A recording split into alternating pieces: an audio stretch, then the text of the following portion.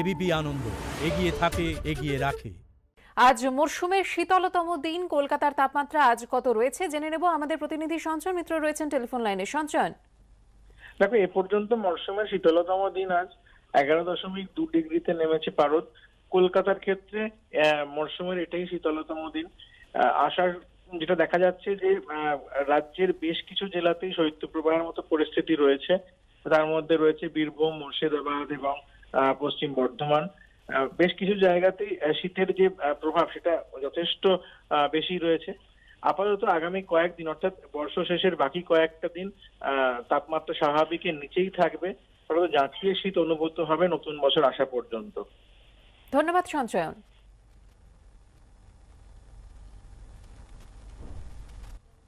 হেস্টিংসে BJP অফিসে ঢোকার মুখে দলত্যাগী সাংসদ সুনীল মণ্ডলের গাড়ি ঘিরে বিক্ষোভ হলো। বিজেপি সূত্রে খবর, সাংসদের গাড়িতে হামলার অভিযোগ কেন্দ্রীয় স্বরাষ্ট্রমন্ত্রীকে জানিয়েছেন কৈলাস বিজয়বর্গীয়। ঘটনায় তৃণমূলকে নিশানা করেছে বিজেপি। পাল্টা তৃণমূলের দাবি, সাংসদের পরিচিত কয়েকজন বিক্ষোভ দেখিয়েছেন। সদ্য তৃণমূল ছেড়ে বিজেপিতে যোগ দেওয়া সুনীল মণ্ডলের গাড়ি ঘিরে তৃণমূল কর্মীর বিক্ষোভ। হেস্টিংসে দলীয় কার্যালয়ে ঢোকার সময় বিজেপি নেতার গাড়ি ঘিরে বিক্ষোভ। বিজেপি কর্মীদের সঙ্গে ধাক্কাধাক্কি। শনিবার সকাল থেকে এই ঘটনা ঘিরে ব্যাপক উত্তেজনা ছড়ায় হেস্টিংস চত্বরে। ঠিক কি হয়েছিল? শনিবার সকালে বিজেপির হেস্টিংসের অফিসে সদ্য দলে যোগ দেওয়া নেতা নেত্রীদের সংবর্ধনা অনুষ্ঠান ছিল। অন্যদিকে বিজেপি অফিস থেকে 100 মিটার দূরে কেন্দ্রীয় সরকারের কৃষি আইন প্রত্যাহারের দাবিতে কর্মসূচির জন্য মঞ্চ বাঁধে তৃণমূল। সকাল 10:30টার পর সাংসদ সুনীল মণ্ডলের গাড়ি বিজেপি অফিসের কাছে পৌঁছতেই তার গাড়ি ঘিরে শুরু হয় বিক্ষোভ। মুহূর্তের মধ্যে ব্যাপক উত্তেজনা ছড়িয়ে পড়ে এলাকায়।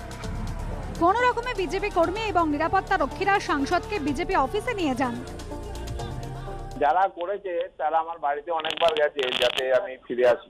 আসলে এদের সাথে কিছু উল্টাপাল্টা লোকও ছিল যারা দেশি বদমাইশিটা করেছে। ওরা 20-25টা লোক ওরা রাস্তায় শুয়ে পড়ে, আমার গাড়ি আটকায়। আমি যখন দ্বিতীয় গাড়িতে উঠি সেটাতেও আবার শুয়ে পড়ে। এইভাবে আমাকে ঘিরে ধরে আর কি। যে প্রত্যেক ক্রিয়ার একটা প্রতিক্রিয়া থাকে। আমরা নিউট্রাল ধারণা করেছিলাম, to every action there is a equal and opposite reaction. তুমি মমতা ব্যানার্জিকে ছাড়বে, তার বিশ্বাসঘাতকতা করবে, পিঠে ছুরি বসাবে, আর তুমি মাখনের ওপর হেঁটে যাবে, তা হবে না, বিক্ষোভ হবে। পরিস্থিতি সামাল দিতে বিজেপির অফিস এবং তৃণমূলের মঞ্চের মধ্যে গার্ডরেল বসিয়ে দেয় পুলিশ। শুভেন্দু অধিকারী এবং বিজেপি সাংসদ লকেট চট্টোপাধ্যায় বেরোনোর সময়ও ফের উত্তপ্ত হয়ে ওঠে পরিস্থিতি। পুলিশের উপস্থিতিতে এই ঘটনা ঘটেছে। একদম প্রত্যক্ষভাবে পরিকল্পিত উপায়ে তৃণমূল এবং পুলিশ মিলে আজকে কাণ্ডটি ঘটিয়েছে। এটা গণতন্ত্রে কাঙ্ক্ষিত নয়। হেস্টিংসের অফিস আক্রমণ করে বা এখানে কয়েকজনকে হেনস্থা করলে বিজেপি বন্ধ হয়ে যাবে এরকম বিষয়টা নয়।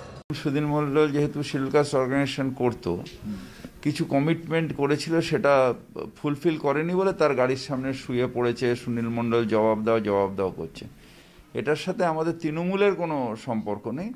তৃণমূল তার নিজের কর্মসূচি করছে, সেটা পার্টি অফিসের সাথে কোনো সম্পর্ক নেই। আলাদা সাইডে আলাদা দিকে করছে এবং সেটা পলিটিক্যাল কর্মসূচি, সেটার সাথে এই বিজেপির পার্টি অফিসের কোনো সম্পর্ক নেই।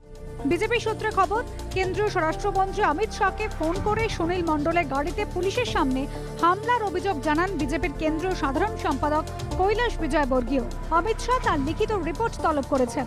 বিজেপি সূত্রে দাবি, লিখিতভাবেই কেন্দ্রীয় স্বরাষ্ট্রমন্ত্রীর কাছে অভিযোগ জানানো হবে।